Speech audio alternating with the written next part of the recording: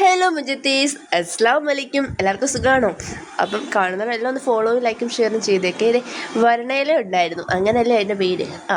അപ്പോൾ അത് കഴുകിയൊക്കെ വെച്ചു. പിന്നെ ഗോതമ്പൊടി ഉപ്പും അതെല്ലാം കൂടി ഇട്ട് നമുക്ക് മിക്സ് ചെയ്ത് നമ്മൾ നെയ്ക്കകത്ത് അണ്ടിപ്പരിപ്പ് ഉണ്ടെങ്കിൽ, ഇതില്ലായിരുന്നു തോന്നുന്നു, കപ്പലണ്ടിയും പിന്നെ തേങ്ങാക്കൊത്തും ഇതെല്ലാം കൂടി നെയ്ക്കകത്ത് മൂപ്പിച്ച് അങ്ങോട്ട് മിക്സ് ചെയ്ത് നമ്മുടെ ചക്ക മറന്നുപോയി ഗേസ്. അതാണ് ഇമ്പോർട്ടൻറ്റ്.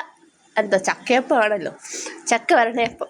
അപ്പോൾ ചക്ക എല്ലാം കൂടെ നല്ല പഴുത്തൊക്കെ കുരു കളഞ്ഞ് മിക്സിക്കകത്തിട്ട് എല്ലാം കൂടെ മിക്സ് ചെയ്ത് അങ്ങനെ ആക്കി വരണയില കുത്തി നമ്മുടെ ഇറുക്കിലിട്ട് കുത്തി കുമ്പിളാക്കി എടുത്ത് വെച്ചിട്ടുണ്ട്.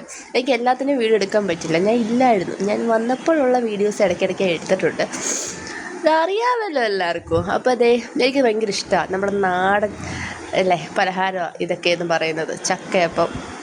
അപ്പോൾ ഇടയ്ക്ക് വെന്തോ നോക്കിയതാണ്, പക്ഷേ എൻ്റെ കൈ നല്ല പൊള്ളിപ്പോയി. ഇച്ചിരി എടുത്ത് തിന്നാൻ നോക്കിയതാണ്, പക്ഷേ എന്ത് ചെയ്യാൻ, കൈ പൊള്ളിപ്പോയി.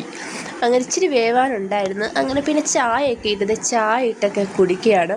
അങ്ങനെ ഇച്ചിരി ഒരപ്പം എടുത്ത് ഞാൻ ചൂടൊക്കെ ആറി പകുതി തിന്ന് നോക്കി. അത് കഴിഞ്ഞാൽ നിങ്ങളെ കാണിക്കാമെന്ന് പറഞ്ഞ് എടുത്തുകൊണ്ട് വന്നേ.